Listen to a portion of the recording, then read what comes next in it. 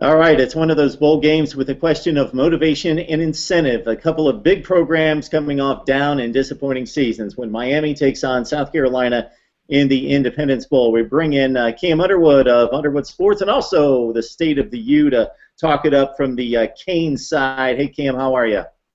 I'm good, Mark. How you doing? I'm doing just fine. Let's talk about this Miami football team because sometimes they looked really good, other times they didn't.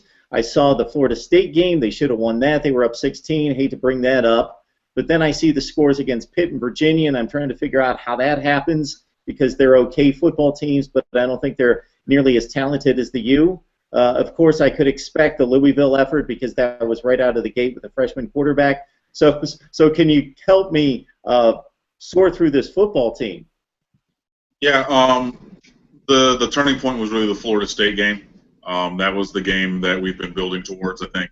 As Al Golden is famous for saying now, trust the process, buy in and those kind of things. And you can only trust the process so long before you need to see results. And that was really the game that we saw. That was going to be our 1998 UCLA game, since the U Part 2 came out and they showed that game for Butch Davis getting the program back on top. That was really the analogous game. And we played very well. I was at that game. And then we just didn't make enough plays in the second half. And I know people say we went conservative, but we took our shots. We missed our shots. And you let a team like Florida State hang around, and they are very well versed at winning at the end, and they did so. The talk after that game came back to not letting that game beat you twice, the old axiom of, leaving that in the past and moving forward. And not only did Florida State beat us twice, but they beat us 3 times, honestly, because the worst 2 games that we played this year were those last 2 games against Virginia and Pitt, teams that we should have won by, 2 touchdowns easily if we had the same kind of performance and attention to detail that we did the week prior against Florida State. But obviously that version of this year's team wasn't there anymore, and honestly, I think that we came out, we gave it our absolute best effort. We got turnovers against Florida State, we got stops, we had 61-yard touchdown to a tight end. We had all the things that you needed to win, and still came up short. And I think for a lot of guys on the team, that really broke the soul and spirit of the football team, and it was very challenging. Just trying to go forward from that. So right now, where we are is in an uncertain place.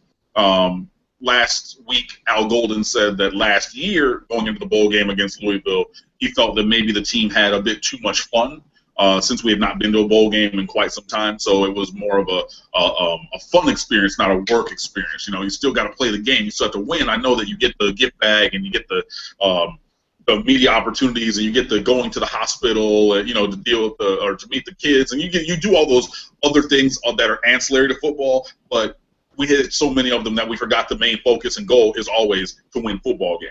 So really, we need to focus first of all on that, and then getting back to playing some kind of good football. I would like to say Miami Hurricane football, but this year we're 6-6, so our brand of football has been inconsistent. But we need to get back to the positive end of what we have done this year against a team that, while also 6-6, still has some talent in South Carolina that we do need to deal with coming up on Saturday afternoon. Yeah, it's difficult for people, let alone a bunch of 18 and 19-year-olds, to compartmentalize and go visit the kids or go do a fun thing for 2 or 3 hours and then get back to work and then focus on the football game in that final 24 to 48 hours and make sure that's the focus and it's a business trip. The one thing that, at least from my perspective, I don't think is a disappointment is the development of your freshman quarterback. 25 touchdowns, 11 interceptions. And again, he showed the growing pains early, the big games against Louisville and Nebraska, but he looked good against Florida State for the most part. And are you happy with him? Oh, I'm exceedingly ecstatic about Brad Kaaya. First team freshman All-American, should have been second team All-ACC. How he didn't get one of those 2 spots, let alone he didn't get one of the 3 spots for quarterback in the ACC. That's absolutely blasphemous in my mind. And I say second team because you have the famous Jameis Winston, so his fame is going to propel him to the top, and never lost to start in college, so I cannot take away from that. Statistically, you have an argument for Brad Kaaya as first-team All-ACC quarterback. We talked about this before the season about what starting him meant through thick and thin, and I think that he did a great job this year. The one game that I'll say that he played poorly or not up to the standard of excellence that we've seen was the Louisville game. I know you mentioned the Nebraska game. Go back and look at those numbers. He did business. I know he threw a couple interceptions on the last plays of games. Florida State game. Basically, if you look to the losses, Florida State, Louisville, Nebraska. You look at Georgia Tech. At the last drive, he's trying to make something happen to get positive momentum going into a week of practice. Tries to force a ball, makes a freshman mistake, gets an interception. Those things will happen, and I would prefer they not, but those are okay. But I could not be happier with Brad Kaaya. Absolutely the face of the program. Well, Duke Johnson for right now, but moving forward, absolutely the face of the program, 100% the leader of the team, a phenomenal talent, and I mean, it's going to be a pleasure to watch him for the next 3 or 4 years. So if Kaaya came through in spades, which I thought that was going to be the answer, but I wanted the direct insight from the guy that sees all the games, where was the disappointment here? Because I expected I think, based on sheer talent and athleticism, that this is probably the second best team in the conference. And then if you add up experience and production on the field, there's definite comparison between Clemson and Louisville and Georgia Tech. So you should be in that 4 to 5 mix at worst in the conference. You did have the more difficult conference schedule with Louisville and with Florida State. But so if you add all this, where were the disappointing units on this team based on what you expected? I think that every unit of the team had parts that were disappointing. Special teams at times. You had some of the blockers on the line for field goals and extra points, and the ball is snapped, and to this day, they're still in their stance because they have not moved. Guy goes right past them, they get a block. Our kick returns and punt returns were very poor. There are times when the defensive line, well, overall, that was kind of a down year, and we have too much talent for them to have the lack of production. So that's one area. Defensive backs, I thought were going to be the strength of the defense, and that proved to be false. But you look at other games, the offensive line for a couple games, they fell apart. You look at the receivers. Stacey Coley was a freshman All-American last year. He was the only player in America to score touchdowns receiving, rushing, kick return, punt return. He had 19 catches for 153 yards and no scores this year. So all of a sudden, you go from this burgeoning star, this 4-star recruit, who you figure is going to be 3 years in a first-round draft pick, and he has the slumpiest sophomore slump ever. You have a little bit of injuries. You have guys like Deion Bush in and out of the lineup, but then he comes on strong.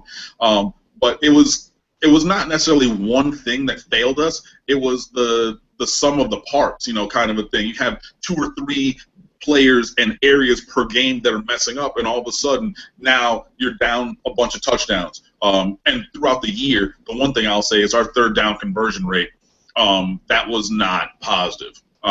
I don't remember the numbers now, but at the beginning of the year, I think we were like 5 for our first 22 in the first 2 games or something like that, or our first 2 losses. So the efficiency there was not as great as it could have been. So it wasn't necessarily one unit on the team that I say this is what caused us to be 6-6, but when you plug one hole and 2 more pop up, and you plug those 2 and 3 more pop up, it's really hard to be better than 6-6, which is how the season ended. Al Golden has gotten a pass, and rightfully so, because of the situation he inherited. At the same time, at what point do any fingers get pointed at him? Are we at that place? Are we going to be at that place in 2015 if this team wins 7 games, let's say? We are. For me, I'm not there personally. For the majority of Canes fans around, we're past that point. Losing the Florida State game was not great. Obviously, you want to beat a rival. You want to beat the number 1 team. You have them on the ropes at home. You should have put them away and didn't. But after that, the Virginia loss and the Pittsburgh loss, and I laughed because it's a great line from hip-hop history. I laughed to keep from crying because it was so bad. And those are teams that are they're not good. And this, I'm plain and simple. Like, I know people are going to say, oh, you're a Miami homer. And we're better than them. We have more talent. they're not good teams. They should not have beaten us. And yet we find a way not to let them beat us, but to let them blow us out in both of those instances. And there's a lot of people who go back to Al Golden with that, and rightfully so, because every week that he's been here, that he's gone on the Joe Rose Show, or he's gone on ESPN Radio or ESPN TV, every single media availability after practice with the beat writers, all the time, Al Golden says, trust the process. It starts with me. And no matter what that is, if it's a win, it starts with me. If it's a loss, it starts with me. But usually, after a win, he's going to say, you know, the kids did well, they played really well. But every single loss, it starts with me. So if we had 6 losses, and at least 2 of them we should not have had, and you can argue 3 or 4 of them we should not have had, and you say it starts with you, so buddy, now I'm looking at you and saying, when are you going to do something? When are you going to fix it? Because I'm a faithful fan. We have very faithful fans. You told us to trust the process, to get through the NCAA thing. We're going to rebuild in recruiting. We're going to do all these things, and then there's going to be wins, because that's why we trust the process to build the foundation. The foundation has been laid. We've built positively, but yet the result is not as we would like it. So going back to the genesis of the thing, if you say it starts with you, then you need to do something. And there's most of the fan base, honestly, that I've heard, you know, it's to that point where we're looking at him, and I mean, next year, and I said this, and I wrote a blog about it for State of the U. Next year is the make or break year, honestly, because whether or not we win this bowl game, I believe we're still going to have a very good recruiting class. Most of our kids are solid coming in. We're going to lose some top-end talent, but we're still going to be stacked. We're still going to be the most talented team in the ACC Coastal. And if we don't get it done next year, then we have to go a different direction. Yeah, because I think the indictment on Golden is the Pitt game and the Virginia game, because coming out a week 1 night game at Louisville, freshman quarterback, I can give a pass because those teams are very comparable, and Louisville's nothing to sneeze at. Same thing at Nebraska. It's just a couple weeks later, still maturation from the freshman quarterback, difficult place to play. Nebraska's not great, but they're on the same plane in regards to what the expectations are from these particular teams. Then you play your best game, excuse me, of the season against Florida State, or at least against a really good opponent, possibly the best team in the country, on the road. And that's what when we see for 3 quarters what the Canes are capable of, they do blow the game, but they also get some unlucky breaks, the bounce off the helmet, the whole deal. So we see what they can do at their best or near their best, minus some mistakes. Then they turn around and they can't do business against inferior opponents. And so I think that's where the indictment is. But it's only 2 games. Yeah, I would love to see what's going to happen with this team next year. So with South Carolina, it's very similar to what they produced on the field versus what the expectations were. They start top 10. They lose right out of the gate, but then they bounce back against Georgia, the best team on their schedule, but then they falter against the Kentuckys of the world. They finish 6-6. They're like 92nd against the rush. They're like 93rd overall defensively. Is this a game that you kind of salivate at least offensively to see Kaaya make some plays and Duke as well? You know, I think this is a game that not just offensively that I'm excited for. There's all the reporters, the beat writers who are down there in Shreveport right now covering practice are saying that a lot of the younger guys are now getting more reps. And the last couple of recruiting classes, you know, with the 5-star Chad Thomas, you have a Cortell Jenkins who should have been a 4-star kid in the rotation at D-tackle and played very well, even in the Florida State game, especially the Florida State game, had a really good game in like 18 or 19 snaps. So you have those guys and other young guys who are now stepping up, and they're getting the reps, and, you know, hopefully they're going to get play time in the game. And I'm really just excited to see where we go and how we bounce back. And I know that this is the part that I know a lot of fans will say I'm overly optimistic. I'm not necessarily, but I hope that we will see positive performances. It's been a long time since the fall off of the season from the Virginia game and the Pitt game. It should be enough where for the seniors who are going out, for Duke Johnson, who if it's not his last game, I would be shocked. But for those guys who are playing their last game wearing the orange and green, you know, for a bowl game and the first bowl win in, 11 years since 2003, I want to say? Maybe? I might be wrong on that one. But a long time since we won a bowl game. For all of that, I hope that they come together. I hope that they showcase the talent that there is on the roster. You And I do see that South Carolina does have issues on defense, so that maybe should enable us to perform on offense. But so too did Pittsburgh, and we see how that went. So I'm not going to say just because the numbers dictate that maybe we could be successful. I want to see us go out and do that. I want us to be. I don't want us to counterpunch. I don't want us to be Mayweather. I want us to be Tyson. I want us to go out there and knock somebody out. And you're going to take your shots, and maybe you get caught with one on the chin. But I would like to see that mentality from the Hurricanes. That's what I want to see. I want to see come out strong on defense, take away Mike Davis in their running game, pressure Dylan Thompson, and make him into Dylan Thompson, because we've seen him run around and throw interceptions for 4 years. So he can do that. If you make or push him to do that with the defense. So I think that we can do that. I want to see Brad Kaaya. I want to see Stacey Coley come alive. Philip Dorsett averaging 32 yards a catch. No Clyde Walford, who's out with a knee, but you have Standish Dobard and Chris Herndon at tight end, Duke Johnson at running back, Joseph Yearby at running back, the offensive line with a potential first-round draft pick in Eric Flowers. I don't agree with that, but people said that he's like the number 12 rated prospect right now in the entire draft process as a true junior if he were to come out. So you have this talent everywhere on offense against a statistically poor defense. I want to see that too, and I don't want to just see us be passive. I don't want to see us sit back. I don't want to be buttoned up with the tie and everything and the perfectly coiffed hair and, Al Golden. And I get it, but I want to see us go out and knock somebody out. That's what I want to see. All right, one last thing, Cam. ACC's beating the SEC 4 out of 5. I'm not going to go through the games because I don't think it needs some context there. That doesn't tell the whole story. But my point is there any kind of ACC pride with you yourself, the you, or the Canes fans? Do they care? I think that maybe there's a little bit, and I mean, there's really no absolutes in life, so I won't say that in the entirety of the fan base there is no ACC pride.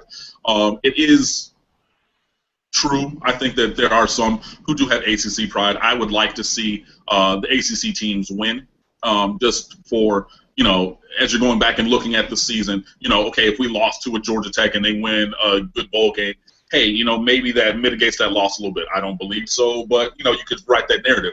Also, if Duke goes out and wins a game, and they've only lost 2 or 3 times this year, hey, we beat that team, and they beat somebody else. So, you can kind of craft the narrative either way. I do want to see those teams win. I cannot say that about Florida State. I mean, they're my rival. I went to the U. I'm wearing my Stand With the U shirt because I do all the time. So I cannot say that I'm rooting for them. If I were to say that, I would be disingenuous. So go Oregon. Let's go Ducks.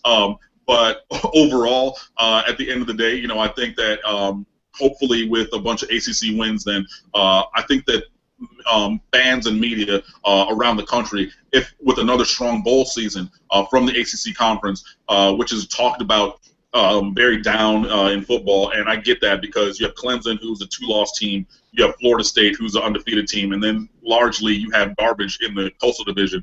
But if we go out and win some bowl games from the Coastal Division and then the Atlantic Division, all the teams come together, win their games, or a majority thereof, then the ACC can raise in esteem in a national sense, I think, a little bit. He's Cam Underwood, State of the U. Catch his stuff there. It's great. You can see right here why I have him on. Great insight. Love the description. Love the emotion with the knowledge. It's great, Cam. Appreciate it every time. You're welcome anytime. Love to get the take on the U. Appreciate it, Mark, and happy holidays, everybody. Happy holidays, sir. We'll catch you next time.